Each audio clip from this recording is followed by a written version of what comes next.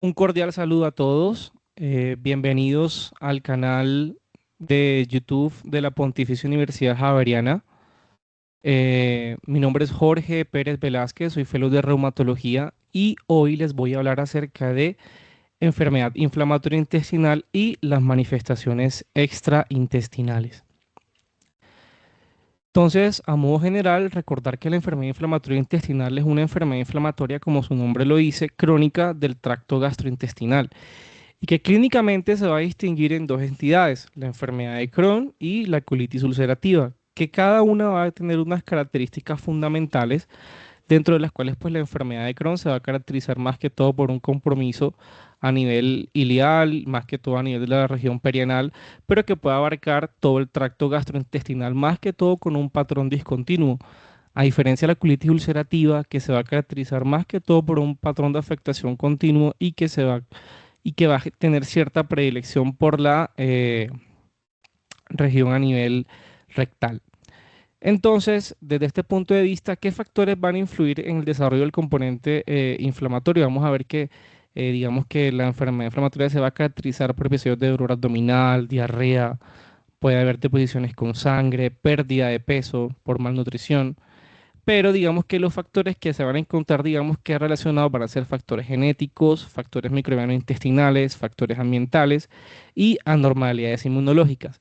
Pero antes de entrar en detalle con cada uno de estos factores y ver de qué manera esto se correlaciona con la presencia de manifestaciones extraintestinales o su asociación con enfermedades por fuera del intestino, quiero recordar que el paciente con enfermedad inflamatoria no es un paciente que tenga un comportamiento lineal durante el curso de su enfermedad.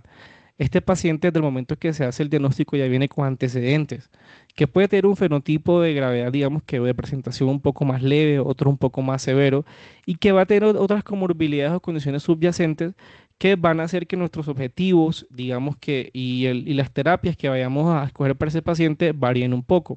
Eso quiere decir que nuestro paciente va a ser dinámico, porque el paciente no siempre va a tener la edad con la cual se hizo el diagnóstico, va a seguir aumentando en edad.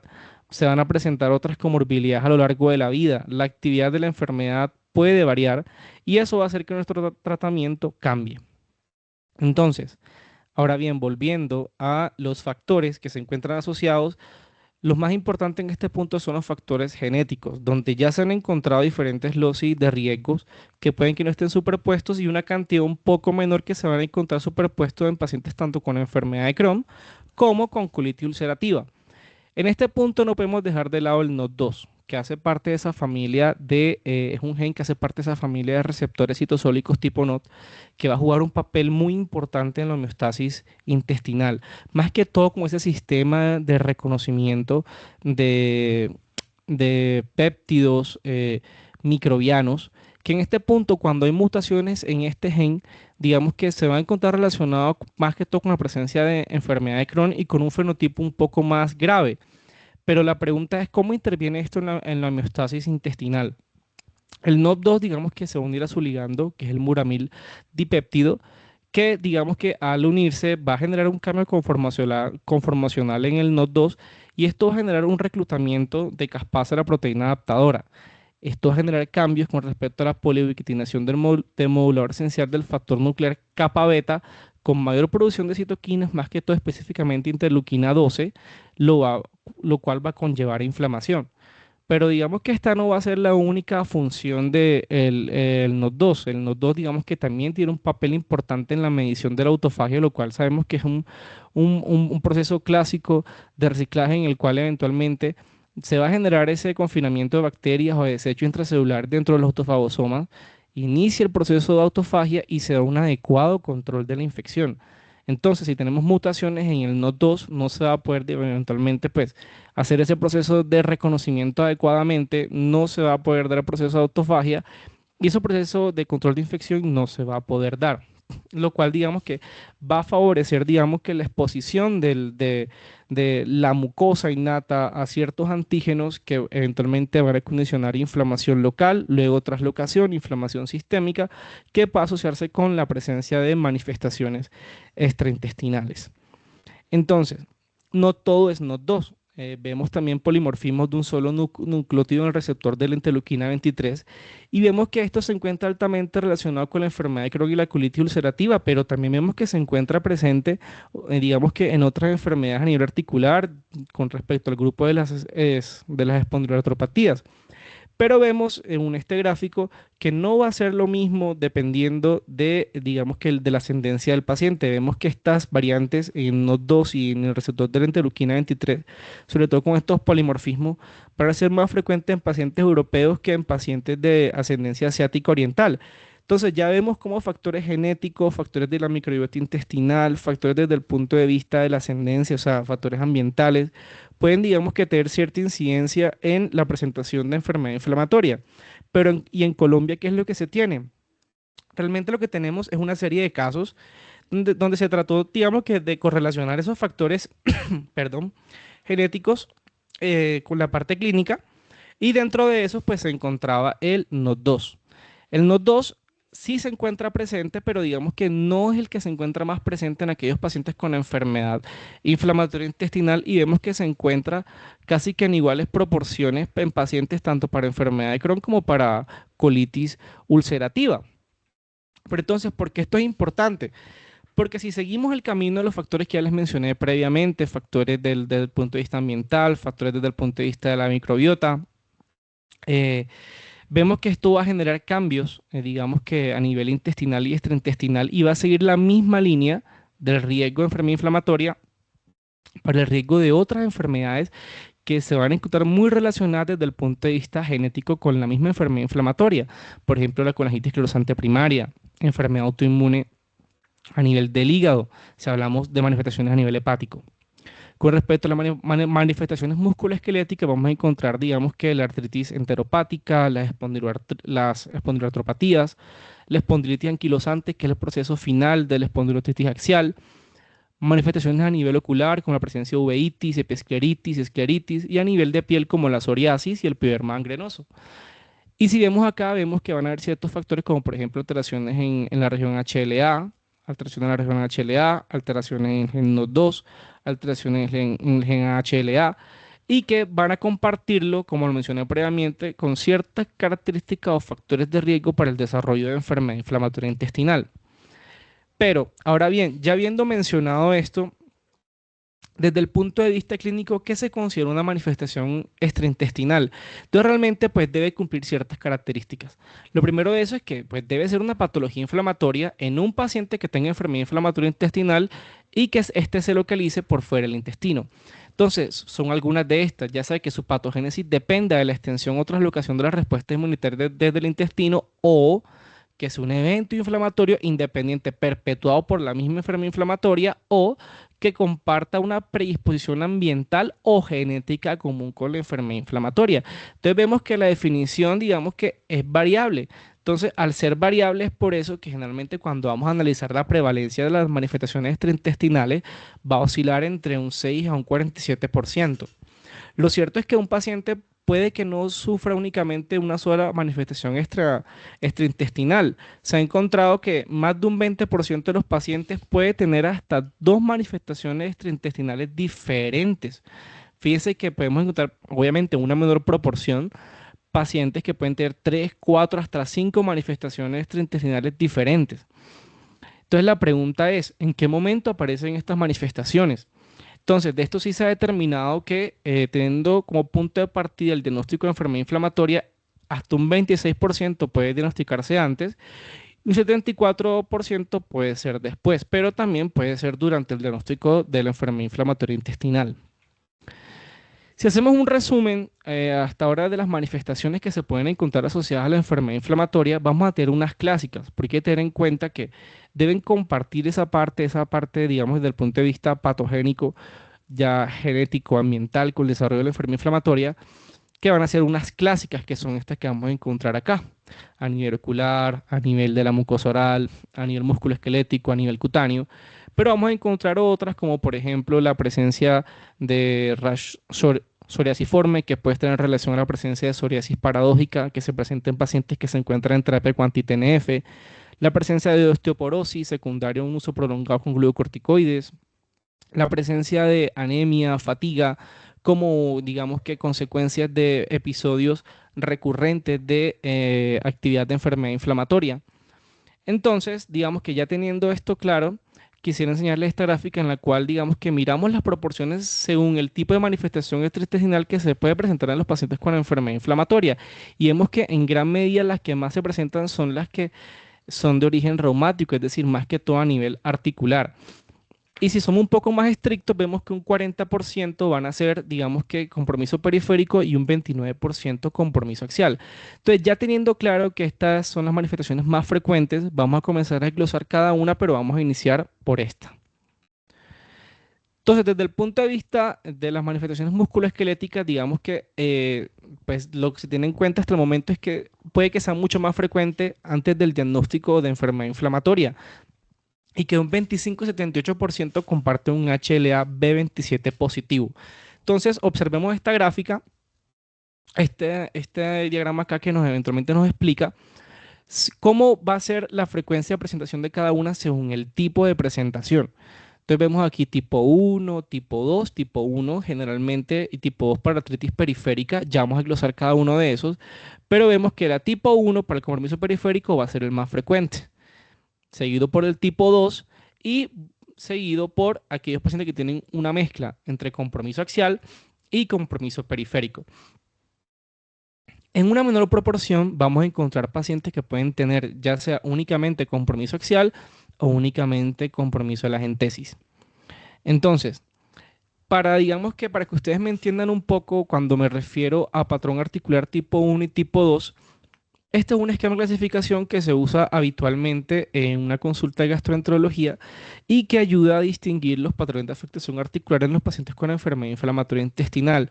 No obstante, digamos que el uso de esta clasificación por parte de los reumatólogos, digamos que no se está utilizando ampliamente actualmente porque digamos que ya se ha determinado que con respecto al compromiso axial en pacientes con enfermedad inflamatoria, y pacientes con espondiloartritis axial no difiere, es muy similar. Por lo tanto, se han planteado que se utilicen criterios diseñados para eso como los criterios de ASAS. Y eso también porque cuando se diseñó, digamos que esta clasificación, por allá en el año 1998, únicamente se tuvieron en cuenta pacientes con manifestaciones periféricas, entonces se excluyó el compromiso axial. Entonces, para que podamos entender lo que hace referencia a tipo 1 y tipo 2, el tipo 1 hace referencia a ese patrón oligoarticular, asimétrico, migratorio, que según la gráfica anterior, este es el que eventualmente tiende a presentarse más en los pacientes con enfermedad inflamatoria intestinal. Va a afectar, si se dan cuenta, más que todo grandes articulaciones, rodillas, tobillos, pero también se puede ver compromiso a nivel metatarsiano. El compromiso erosivo es raro porque generalmente tiene una evolución clínica que va a ser autolimitada.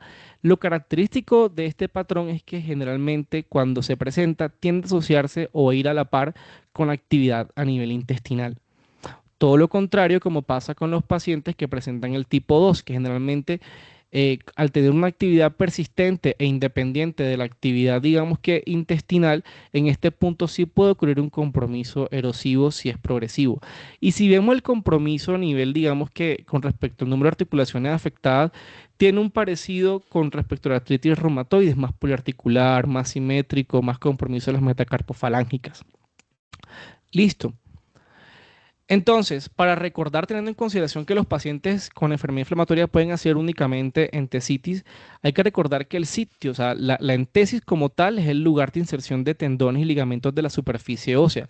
Estos pueden insertarse ya sea a nivel periarticular, como pueden ser, digamos que el tendón flexor de las falanges o el tendón del bíceps, o puede ser distantes a la articulación, como puede ser más que todo el tendón de Aquiles. Entonces, digamos que eso lo digo porque digamos que generalmente siempre se tiende a correlacionar la entesitis con la presencia de la entesitis a nivel del tendón de Aquiles, pero es porque es el más prominente, pronto el más visible, el más fácil de explorar, pero no, hay otros puntos en tesis. Entonces, digamos que en ese contexto, pues clínicamente aquí es visible, aquí vemos que, digamos que se ve mucho más inflamado con respecto al contralateral, pero clínicamente se identifica presionando sobre la zona de inserción tendinosa y desencadenando el dolor.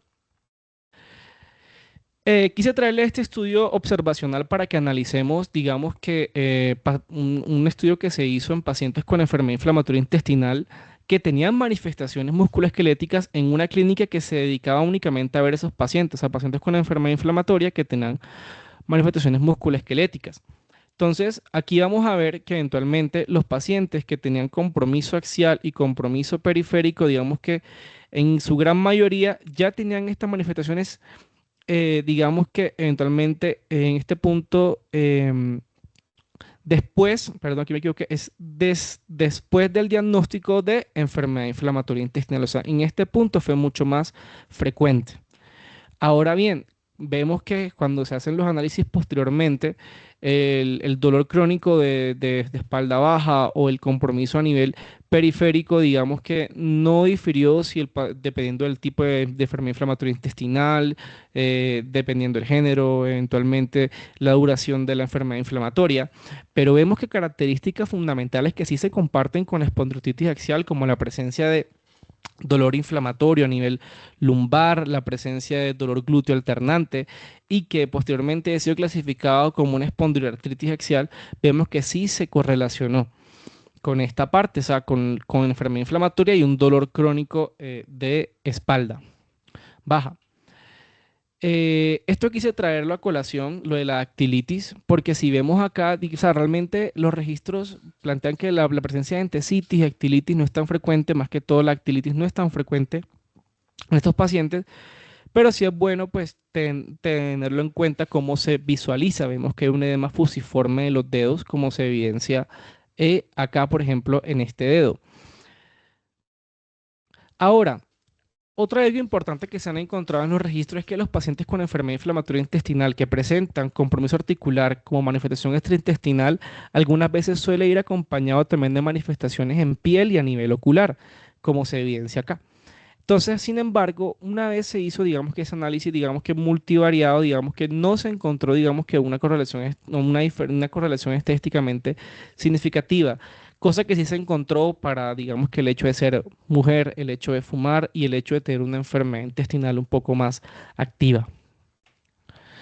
Ahora, ya teniendo claro que el compromiso axial en pacientes con enfermedad inflamatoria se parece mucho a la espondiloartritis axial, entonces se plantea de que se utilicen los criterios de ASA para el diagnóstico de espondilitis axial para identificar pacientes que puedan tener compromiso axial en este contexto. Entonces, si nosotros nos damos cuenta, generalmente son pacientes que puedan tener un tiempo mayor o igual a 3 meses y que tengan menor a 45 años de edad y que generalmente van a tener ese dolor a nivel de espalda baja. Entonces, ¿cómo la vamos a determinar? Pacientes que van a tener ya cambio estructural por medio de la radiografía, vamos a encontrar datos de sacroiliitis, más la presencia de una característica de espondilitis axial, que van a ser estas que están acá, dentro de las cuales se encuentra la enfermedad inflamatoria intestinal.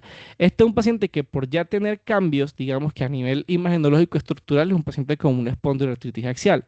Pero hay pacientes que puede que no tengan ya un compromiso estructural porque puede que nos encontremos en una etapa temprana de la enfermedad. Entonces son pacientes en los cuales nosotros vamos a hacer una resonancia magnética, en los cuales nosotros pues vamos a fijarnos más que todo en el STIR, que es para ver zonas de edema de médula ósea, y es donde vamos a compararle y vamos a sumar una característica que se encuentra también dentro de esta caja, pero ya no se va a llamar espondilitis axial, sino va a ser una espondilitis axial no radiográfica porque no tiene cambios estructurales. Y asimismo van a haber pacientes que no tengan ni compromiso, digamos que inflamatorio a nivel de la resonancia magnética, ni compromiso estructural a nivel de la radiografía, pero pueda que tengan un HLA-B27 positivo. Entonces, estos pacientes que tienen HLA-B27 positivo más dos características de esta caja, vamos a también a clasificarlos, denominarlos como pacientes que tengan espondilitis axial no radiográfica. Entonces, en este punto la duda que nos puede abarcar es si es una artritis asociada a la enfermedad inflamatoria intestinal o es una espondilitis axial asociada con la enfermedad inflamatoria. Y esto es muy difícil porque ya se han encontrado en diferentes cortes que pacientes que pueden tener enfermedad inflamatoria pueden que tengan datos de sacroiliitis asintomáticos, o sea, puede que tengan cambios a nivel de la resonancia magnética de edema, de inflamación a nivel de la articulación sacroiliaca, pero pueda que el paciente no manifieste ningún síntoma. O hay pacientes en los cuales que tengan espondilitis axial, en los cuales se encontró presencia de colitis microscópica sin presencia de un síntoma gastrointestinal referido. Entonces, esto realmente es un reto, esto es muy difícil y digamos que a eso es a lo que yo voy porque Así que clásicamente se ha definido la espondilitis axial como espondilitis anquilosante, pero hay que recordar que el proceso, digamos que la anquilosis es el proceso final del proceso inflamatorio en el contexto de la espondiloartritis. Y eso lo quiero ilustrar con esta tabla. Si nosotros vamos a hablar de los pacientes con enfermedad inflamatoria intestinal, es muy frecuente o es muy probable que nosotros lo encontremos en este cuadro que está acá. Pacientes que pueden tener síntomas clínicos, que tengan cambios inflamatorios, pero no tienen cambios estructurales, como se evidencia acá. Es decir, tienen presencia de edema, pero vemos que la articulación sacroiliaca acá, digamos que se encuentra conservada. O sea, no hay presencia de esclerosis, ni ensanchamiento, ni alteración en los espacios.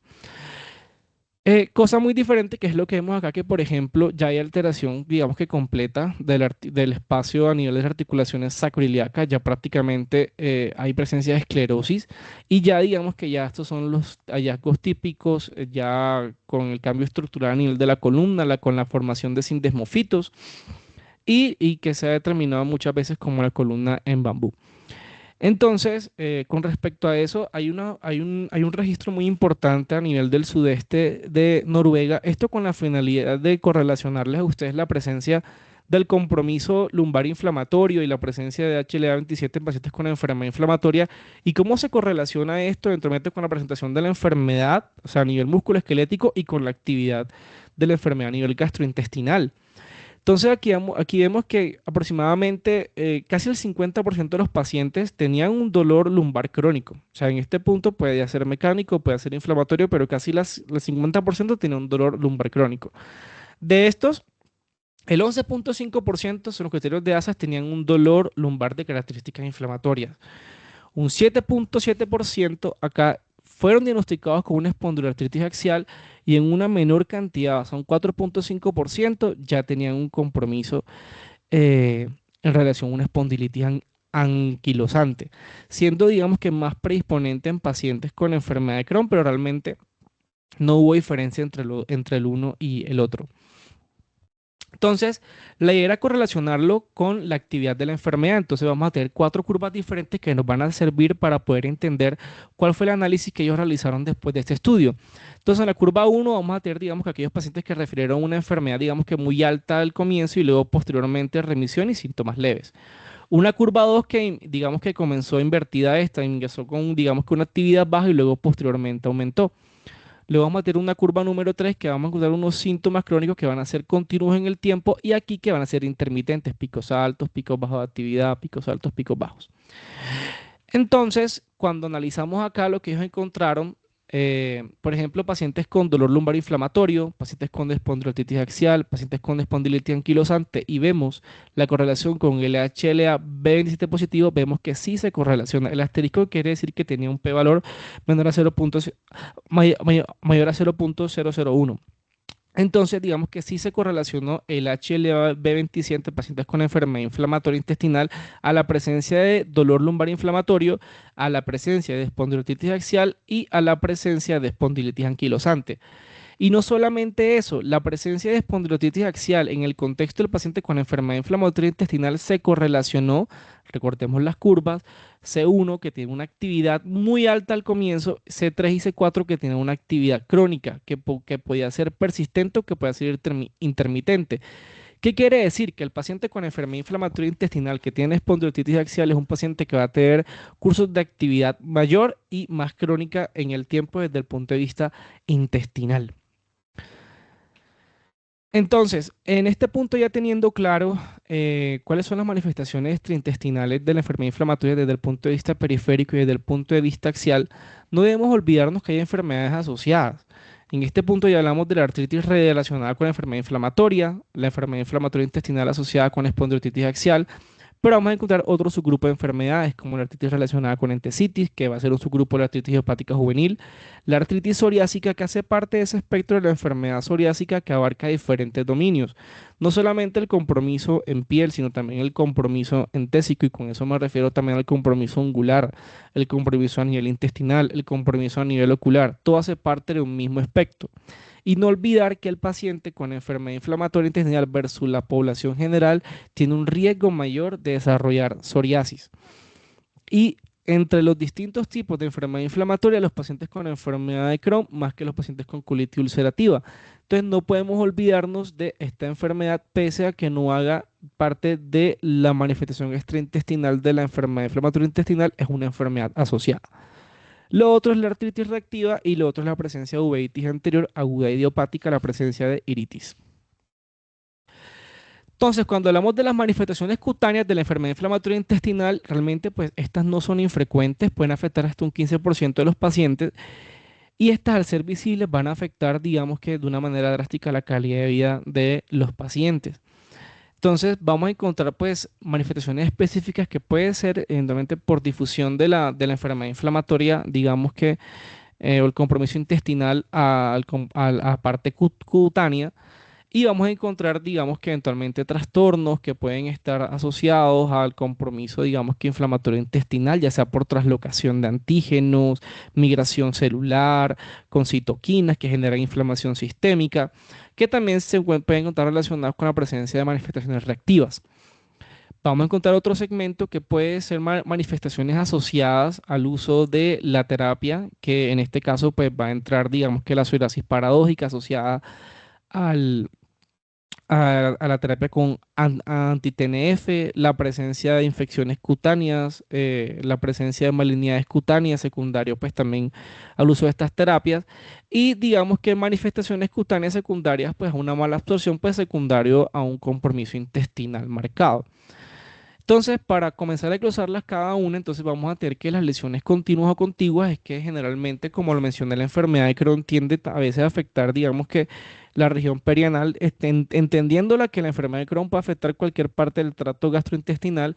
Entonces, digamos que en este punto, pues generalmente la gravedad pues, puede variar desde un eritema, un simple eritema a nivel perianal, hasta la presencia de abscesos o fístulas perianales complejas, sobre todo teniendo en consideración que esos pacientes que van a estar inmunomodulados, su sistema inmune, digamos que no va a estar, digamos que del todo bien y son más predispuestos a hacer infecciones. Lo otro es la preenfermedad de Crohn metastásica, que como vemos en esta imagen van a ser lesiones cutáneas, van a tener un aspecto granulomatoso, no gaseosa, van a ser, digamos que, aunque puede estar en cualquier parte, generalmente las áreas más involucradas van a ser en extremidades inferiores y las áreas intertriginosas, por ejemplo, a nivel de interglúteo que se pueden encontrar. Podemos encontrar también, digamos que a nivel de región perianal, algunos nódulos que pueden ser rosados. Podemos encontrar, digamos que también eventualmente la presencia de material purulento, tejidos macerados a nivel de la región perianal que pueden también ser parte del espectro de esta enfermedad o de esta manifestación. Lo otro son las manifestaciones orales. Dentro de esas está la estomatitis aftosa, que digamos que, aunque no una manifestación específica, y esto es muy importante porque hay que evaluar muy bien los casos, digamos que se puede observar aproximadamente en el 10% de los pacientes con enfermedad inflamatoria y puede verse tanto en colitis ulcerativa como en enfermedad de Crohn. Generalmente se suelen ubicar acá más que todo en la mucosa, digamos que bucal o labial, pero también se pueden ubicar en estas zonas como vemos acá en el dorso lateral de la lengua. Pueden asociarse con una enfermedad intestinal activa y la presencia de HLA27 positivo y digamos que generalmente no se biopsian, pero en aquellos pacientes en los cuales está dudoso, digamos que la presencia de enfermedad inflamatoria intestinal podría ayudar, digamos que a determinar la etiología de la misma si éstas se vuelven persistentes, recurrentes o refractarias. Entonces, como ya sabemos que esta tiene alguna relación con la actividad, digamos que inflamatoria a nivel intestinal, el tratar la enfermedad inflamatoria intestinal, o sea, optimizar el tratamiento puede ayudar a mejorar o a disminuir la recurrencia de estas lesiones. Con respecto al eritema nodoso, y como pasa en muchas de las manifestaciones cutáneas, digamos que va a tener cierta preponderancia femenina. Este va a ser más frecuente en enfermedad de Crohn y menos frecuente en colitis ulcerativa. La clave está en que los pacientes con enfermedad de Crohn van a tener, digamos que va a ser más común cuando la enfermedad está inactiva y en pacientes con colitis ulcerativa cuando la enfermedad se encuentra activa, o sea, ahí se invierte completamente. Entonces, para aprender a identificarlos, aquí vemos eventualmente que se van a ver unos nódulos, generalmente pueden tener un rango variable entre 1 a 5 centímetros, pueden ser rojos, algunos pueden ser violetas y digamos que van a aparecer sobre las superficies extensoras, más que todo sobre la región tibial anterior. Sin embargo, puede que aparezcan en otras zonas. En este punto, la biopsia pues realmente pues no nos va a respaldar mucho, así que eventualmente pues no se recomienda que se realice de manera frecuente y digamos que la idea es tratar la enfermedad inflamatoria si se encuentra activa en este momento, se optimizar el tratamiento y si no mejora, ya se emplean otras terapias alternativas que las mencionaremos más adelante. Aquí están otros ejemplos de cómo podría verse la presencia de eritema nodoso y vemos que eventualmente vemos que también podría verse como un eritema que puede ser eritodescamativo. Generalmente aquí se van a notar más que todo sobre las superficies extensoras, como vemos aquí en el miembro inferior, acá sobre el dorso de la mano, y vemos que en las personas que tienen piel morena puede que ese eritema, digamos que no se vea tanto como se evidencia acá, y puede que se logra ver, digamos que ver un aspecto más de aspecto marrón, más que todo violáceo a nivel de los bordes, y puede que no esté tan bien definido. Pero sí se van a sentir los nódulos y estos van a ser dolorosos. Con respecto al pioderma gangrenoso, digamos que también va a tener cierta preponderancia femenina. Este va a ser mucho más frecuente en la enfermedad de Crohn y colitis ulcerativa, sobre todo en colitis ulcerativa, cuando se encuentra activa, y tiende a asociarse con una presentación de enfermedad un poco más grave y con compromiso a nivel de colon. Este generalmente siempre estamos acostumbrados a verlo como forma de úlcera, pero él no inicia así siempre, él inicia como la forma de una pústula o un nódulo eritematoso y que generalmente estas úlceras a veces pueden ser superficiales, a veces pueden ser profundas, van a tener estos bordes irregulares que pueden ser violáceos, que pueden ser, digamos que eritematosos también, y que en el fondo o sea, de la úlcera puede que eventualmente veamos un material que sea de aspecto purulento, sin embargo en el cultivo tiene que ser estéril. Estas pueden ser unilaterales, pueden ser bilaterales, puede que aparezca una o puede que aparezcan múltiples. Entonces, digamos que aunque estamos acostumbrados a verle miembros inferiores, pueden verse también en la cabeza y en el cuello. Y lo que es recomendable en este momento es tratar de evitar la biopsia porque el hacerla puede, digamos que, empeorar, digamos que, las lesiones. Entonces, como les mencioné previamente, que vamos a ver una lesión por piel gangrenoso, vemos que los bordes son, digamos que, eritematosos, por esta zona puede verse violáceo, no son regulares, vemos que son irregulares, vemos que tienen un fondo que parece ser purulento, pero que generalmente el cultivo debe ser estéril. Y esto es importante. ¿Por qué razón? Porque digamos que hay muchas lesiones que pueden verse así muy similar y en caso de que esto sea una infección, esto nos podría a nosotros limitar eventualmente tratar de optimizar la terapia inmunomoduladora en estos pacientes. Lo otro es que no podemos dejar de lado a aquellos pacientes que ya, digamos, que ya han sido sometidos a ileostomía o colostomía y que el pioderma gangrenoso puede aparecer también alrededor de estas ostomías y que generalmente uno cuando en la práctica clínica tiende a ver estas ostomías o tiende a ver una irritación alrededor de la ostomía, puede creer que puede ser secundario al material que sale a través de esta ostomía. Y digamos que eso puede ser un error que uno puede cometer y que tiene que, digamos, que estar seguro que no se encuentra asociado a la presencia de pioderma gangrenoso porque esto puede empeorar y puede poner en riesgo la vida del paciente. Por ejemplo, acá vemos esta ostomía acá, vemos que aquí se evidencia una úlcera severa eritematosa, vemos que generalmente tiene unos pliegues que son bastante irregulares, digamos que se va a ver muy diferente, digamos, por ejemplo, en esta úlcera de acá que pareciera que eventualmente estuviera fistulizada, ya sigue el trayecto de la piel, tiene unos cambios que parecieran más crónicos que se encuentran más que todo como en proceso de curación, aunque en las personas de piel morena también puede que este eritema que se evidencia acá puede que no sea tan visible aquí, entonces eso hay que tenerlo en cuenta. Con respecto al síndrome de Sweet, que es una dermatosis neutrofílica febril aguda, digamos que también tiene cierta preponderancia femenina, pero no es específico de la enfermedad inflamatoria intestinal. También puede verse en neoplasias, también puede verse en infecciones, y esta podría estar, digamos que en paralelo con el desarrollo de un brote de actividad a nivel intestinal. Y en este punto, digamos que será muy difícil discernir si eventualmente la neutrofilia puede ser parte de la misma actividad intestinal per se o hace parte de este síndrome. Es más frecuente que se observe tras el diagnóstico de la enfermedad inflamatoria y es muy importante que si el paciente, digamos que viene recibiendo azatriopina, debe determinarse hace cuánto comenzó a recibirla y si es muy reciente, determinar si la temporalidad puede asociarse con la presencia del desarrollo de síndrome de Sweet. Entonces, ¿cómo van a ser las lesiones? Van a ser unas pápulas, pueden ser placas, algunos pueden ser unos nódulos edematosos, pueden doler. Generalmente, si se dan cuenta, están bien circunscritos, pueden tener un color rojo intenso y aparecen en la cabeza, pueden aparecer en el cuello, en las extremidades superiores. Como vemos acá en la imagen de al lado, vemos una persona de piel morena, vemos que eventualmente ese eritema que se evidencia acá no se logra ver acá. Sin embargo, sí se alcanzan a ver los nódulos y generalmente son dolorosos, y a diferencia de que acá se encuentra en la región interciliar, vemos que aquí esto se encuentra a nivel de la región cervical, que es otra zona común en la cual puede presentarse. Lo otro es la piodermatitis, piostomatitis vegetante, que generalmente no es muy, o sea, es poco frecuente que se presente, más frecuentemente asociada a la presencia de colitis ulcerativa. Esta, a diferencia de las anteriores, va a tener, digamos que, más preponderancia por el género masculino, y vamos a ver más que todo son estas lesiones que van a tener un aspecto papulopustuloso, más que todo en las zonas donde va a haber cuero cabelludo. O sea, puede ser, digamos que en la cabeza, puede ser en la barba, puede ser en las axilas, puede ser en la ingle, y tienden a verse de esta manera.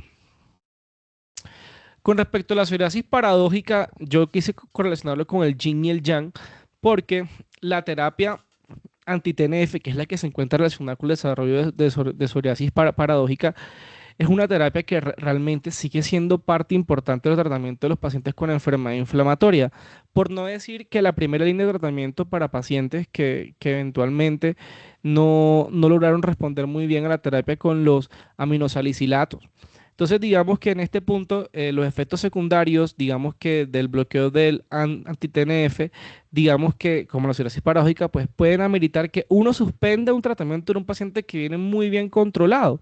Entonces, en este punto creo que es importante que aprendamos a distinguir cuáles son los factores de riesgo que pueden, digamos que, encontrarse relacionados con el desarrollo de psoriasis paradójica en pacientes con enfermedad inflamatoria. Y en este punto el género femenino, la ausencia de comorbilidad y el uso de infliximab se ha relacionado con el desarrollo de la misma. Pero bueno, ya hemos mencionado previamente que los pacientes con enfermedad inflamatoria pueden hacer, digamos que hacen parte de todo ese espectro, digamos que de enfermedad psoriásica. Entonces, es importante tener en cuenta si lo que nosotros estamos es un paciente con enfermedad inflamatoria que hace una psoriasis clásica, o es un paciente que me hace una psoriasis paradójica. Entonces, la psoriasis clásica, algunos tips que pueden ayudar a diferenciarla, es que la psoriasis clásica vamos a ver, digamos que esa característica placa que se evidencia acá, una placa que es eritematosa, que es escamativa. A diferencia de la psoriasis paradójica, que vamos a ver otras formas de presentación de psoriasis, más que toda esa presentación que es gutata. Entonces podemos encontrar la forma de presentación pustulosa, y cuando es pustulosa tiende eventualmente a ser de predominio más que todo palmoplantar. Entonces, aquí obviamente hay una causalidad, y es que una se encuentra pues relacionada con anti-TNF y la otra no. Y el problema es que el tiempo realmente es variable. O sea, hay estudios que hablan de días a meses. O sea, después del inicio del anti-TNF, el desarrollo de la psoriasis. Entonces es importante que aprendamos a identificarlas. Desde el punto de vista histopatológico, tienen características que las pueden diferenciar, aunque en la psoriasis paradójica pueden encontrarse algo muy parecidos a una psoriasis clásica. Más que todo, lo otro que se puede encontrar es presencia de lesiones o compromiso esematiforme con espongiosis, o que pueda tener un patrón liquenoide con una dermatitis de interfase. El paciente, o sea, cuando el paciente presenta esto, no necesariamente quiere decir que se debe suspender la terapia con anti-TNF. Se puede plantear manejo tópico, pero si el paciente no mejora, se podría plantear cambiar a otro anti-TNF, o se podría plantear ya cambiar de diana terapéutica, en este caso inhibidores de interleuquina 17 o inhibidores de interleuquina 23, o plantear, digamos, que uso otras pequeñas moléculas, como sería el caso de vedolizumab, en el contexto pues del paciente que presente esto. Entonces, ya con respecto al compromiso ocular, generalmente una pequeña proporción, menor al 10% de los pacientes pueden presentar las manifestaciones oculares. Las más frecuentes van a ser escleritis, episcleritis y uveitis, aunque no van a ser las únicas. Y en este contexto, los pacientes con enfermedad de Crohn son los que van a tener mucho más riesgo con respecto a los pacientes con colitis ulcerativa.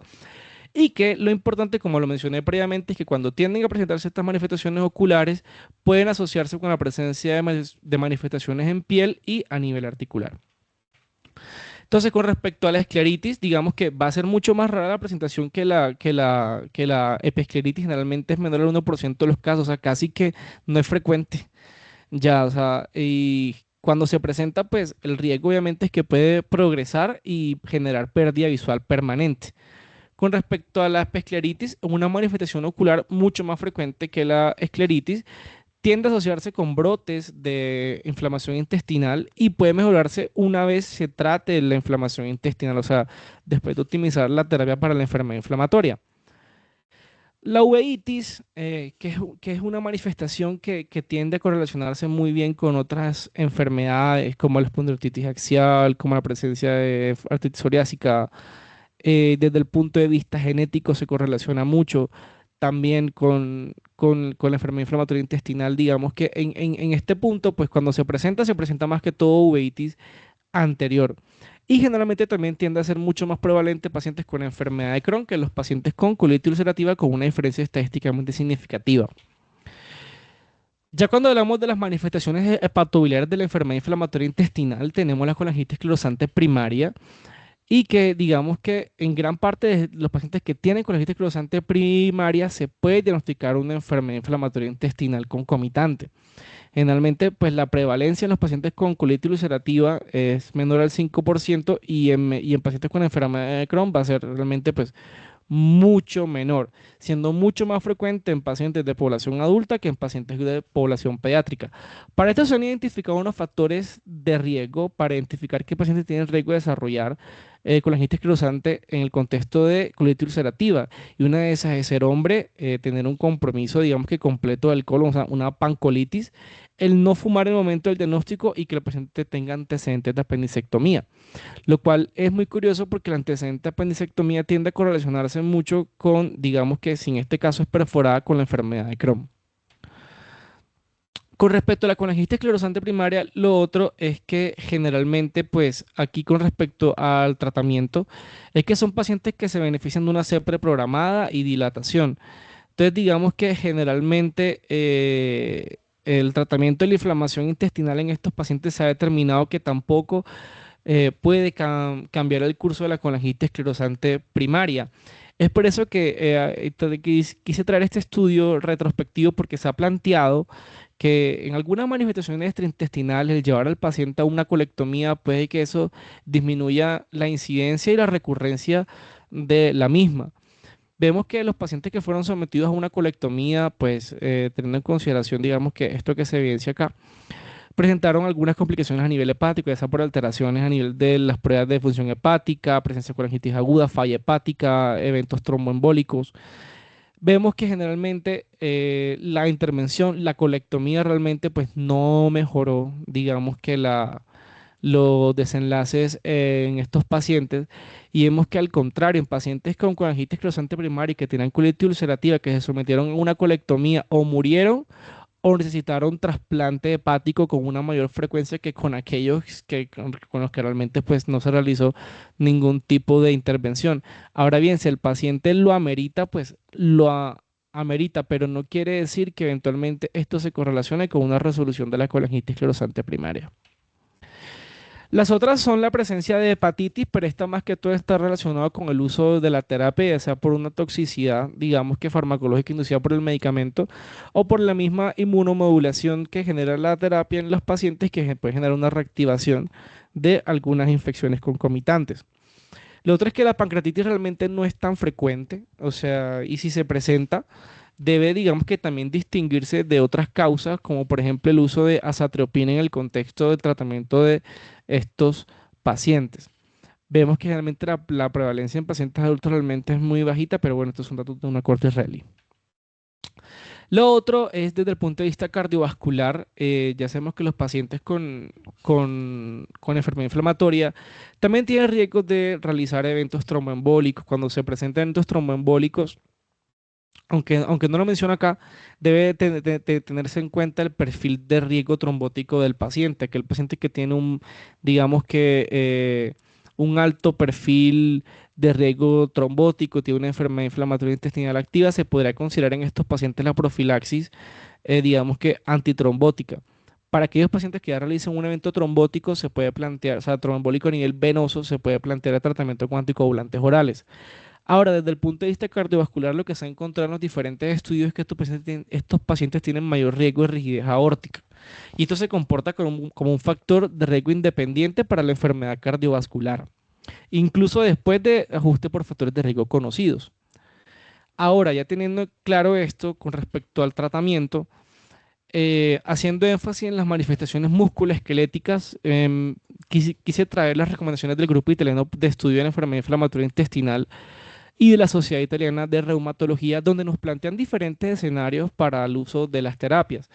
Entonces vamos a tener un primer escenario de un paciente con espondilititis axial activa y presencia de enfermedad inflamatoria intestinal activa. Y vemos que en este caso la primera línea de tratamiento, como se menciona también incluso en las guías de reumatología para el paciente que tiene enfermedad, para el paciente que tiene espondilitis axial o que eventualmente tiene también un compromiso inflamatorio en el intestinal, es la terapia con anti-TNF. La única diferencia acá es que para la enfermedad de Crohn, golimumab no se encuentra aprobado y entonces digamos que esa sería una alternativa más para los pacientes con colitis ulcerativa.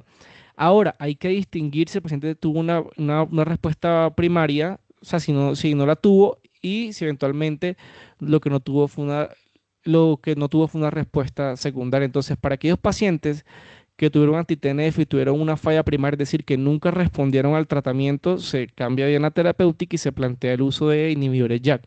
En este caso pasa similar que acá, para colitis ulcerativa tenemos dos opciones terapéuticas que son tofacitinib y upadacitinib y para enfermedad de Crohn tenemos upadacitinib.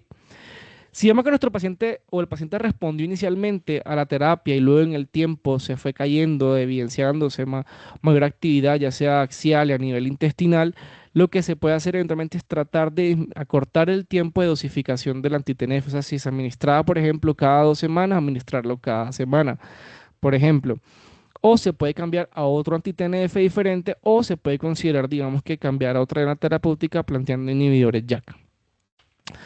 El otro escenario es el paciente que tiene compromiso axial, pero digamos que está muy bien desde el compromiso a nivel inflamatorio intestinal. Entonces, este es un paciente en el cual podemos pues tomarnos, digamos que en este momento del atrevimiento, de dar un ciclo corto, más que todo con AINES selectivos, por un periodo de 2 a 4 semanas, o sea, está en remisión de la enfermedad inflamatoria. Entonces, generalmente por un tiempo corto, ya, pero la primera línea por el compromiso axial, pues sigue siendo eventualmente la terapia anti-TNF, igual que como se mostró en el escenario anterior. Y si no responden, las mismas alternativas. Con respecto al escenario número 3, son aquellos pacientes que tienen un compromiso, digamos que periférico y activo y tienen un compromiso intestinal activo. Entonces, digamos que en este contexto vamos a dividirlos en pacientes que tienen un compromiso leve y pacientes que tienen un compromiso moderado a severo. Pacientes con compromiso leve, entonces vamos a poder utilizar, digamos que algunos medicamentos que utilizamos mucho en la práctica, digamos que de reumatología, como la sulfasalacina o el metrotexato, para el control de las manifestaciones, digamos que eventualmente periféricas. Ahora bien, si el paciente tiene un compromiso, digamos que es más oligoarticular, más monoarticular, está inflamado, se puede plantear ya sea un ciclo corto con AINES selectivos, pero en este caso, pues como se ha encontrado que eventualmente los AINES en el contexto del paciente con enfermedad activa se asocia a ulceraciones a nivel de intestino delgado, intestino grueso y exacerbación de la actividad de la enfermedad, se podría plantear en ese contexto pacientes con un compromiso oligomonoarticular, inyecciones intraarticulares de glucocorticoides. Ya, ahora, si el paciente se encuentra con un compromiso, digamos que muy activo del compromiso a nivel periférico, muy activo el compromiso intestinal, ya toca tomar, digamos que echar mano de las terapias previamente mencionadas, que en este caso sería anti-TNFs como primera opción, donde también pueden ser consideradas las otras terapias. En este caso entrarían los inhibidores JAK y la presencia de ustekinumab manteniendo, dependiendo de la terapia que se haya utilizado inicialmente, si no hubo una respuesta primaria anti-TNF, las dianas terapéuticas mencionadas previamente, o si eventualmente hubo una falla secundaria o intolerancia, las dianas terapéuticas que se mencionan acá. El escenario 4 es para esos pacientes que tienen un compromiso periférico activo, pero digamos que a nivel intestinal se encuentran bien, se encuentran en remisión. Entonces, en estos pacientes lo que vamos a hacer, si tienen un compromiso oligoarticular, como lo mencioné previamente, se pueden administrar, digamos que interarticular, inyecciones de glucocorticoides, o si tienen más ese fenotipo poliarticular, se podría plantear manejo con metrotexato o sulfasalacina, o se puede, digamos que, dar un ciclo corto con glucocorticoides, o eventualmente un AINE selectivo se puede considerar. Ya si hay un compromiso, digamos que moderado a severo, o el paciente no mejora, incluso después de haber utilizado el manejo con metrotexato o sulfasalacina, se pueden considerar el uso de anti-TNFs o inhibidores JAK o ustekinumab. Este último pues puede ser considerado. Y digamos que con las mismas consideraciones como se tenía previamente. Entonces, ¿qué dicen las guías EICO con respecto a esto? Vemos que las guías EICO con respecto a pacientes con enfermedad inflamatoria intestinal y espondiloartritis, ya sea axial radiográfica y no radiográfica, los anti-TNF son la terapia de elección. Listo. Y esto porque eventualmente metrotexato no tiene evidencia en compromiso axial. Y en aquellos pacientes que tienen compromiso periférico, fíjense que metrotexato dice que sí se puede emplear. Con, digamos que una línea amarilla, digamos que un color amarillo que indica que eventualmente los inhibidores JAK se podría eventualmente considerar en caso tal de que se presente o intolerancia o falla terapéutica a estas terapias que se mencionan acá. Esta línea roja con respecto al vedolizumab que se ha planteado acá son por unos análisis que salieron del desarrollo del trial de vedolizumab, el Genesis Trial, el 1 y 2, donde, y en algunos casos, pues, reportados donde se ha encontrado que el uso de vedolizumab en pacientes con espondilitis axial tiende a aumentar, digamos, que la presencia de actividad de la enfermedad. Entonces, por eso es que puede que se encuentren en rojo. Igual no hay como una, de momento no hay una evidencia sólida con respecto a esto, pero es lo que se tiene hasta el momento. Y digamos que con respecto a los anti-L12 y anti-L23, digamos que más que todo con anti-L23, actualmente se encuentra el curso, el estudio con Guselkumab, el STAR para espondilitis axial, porque ya sabemos que la FDA aprobó un inhibidor de interleuquina 23, por ejemplo, el Josellco, para pacientes con enfermedad inflamatoria intestinal en Estados Unidos, que aún en Colombia está pendiente de autorización por INVIMA. Lo otro, con respecto a decisiones en el contexto del paciente con manifestaciones extraintestinales a nivel cutáneo, pues ya mencioné las que les dije ahorita. Entonces, con respecto al eritema nodoso, al síndrome de Sweet y las lesiones orales como la estomatitis aftosa, digamos que en este punto lo importante es tratar la enfermedad inflamatoria intestinal subyacente, o sea, optimizar el tratamiento. Entonces, cada enfermedad va a tener un tratamiento de soporte, un tratamiento cutáneo y un tratamiento sistémico en caso tal de que el tratamiento tópico falle. Entonces, digamos que para todos está indicado, digamos que el tratamiento tópico, más que todo con glucocorticoides tópicos en todos los contextos, y si eventualmente falla ese tratamiento tópico, se puede plantear terapia sistémica con glucocorticoides. Para el caso del eritema nodoso, del piedema gangrenoso, del síndrome de Sweet y las lesiones orales y el crometastásico, en caso tal de que ya haya fallado la terapia tópica, glucocorticoides sistémicos, ya se hayan incluso colocado ahorradores de glucocorticoides, se puede emplear la terapia anti-TNF para tratar de manejar estas lesiones. Entonces, para el epiderma gangrenoso, entonces, digamos que para pacientes que tienen un compromiso eventualmente más leve, es tratamiento local, planteando la Opsona como una alternativa, al igual que las tetraciclinas. Ya para casos severos, ya son glucocorticoides intravenosos, uso anti-TNF. Si no responde como segunda línea para casos severos, se puede plantear la ciclosporina intravenosa y digamos que algunas drogas inmunomoduladoras, digamos que en combinación con la Apsona y con la minociclina. Y ya para casos refractarios se ha planteado el uso de ustekinumab y el uso de inhibidores JAK. Con respecto a las manifestaciones oculares, ya tenemos claro que la uveitis y la escleritis, digamos que siempre que se sospechen deben ser remitidos a un oftalmólogo porque existe un riesgo inminente de pérdida visual. Entonces, para todos, digamos que se podrían plantear, digamos que para la uveitis, para primera línea, esteroides tópicos Y en uveitis intermedia posterior o panuveitis también se puede plantear esteroides intravítreos sistémicos, ya esto ya se encargaría como tal el oftalmólogo.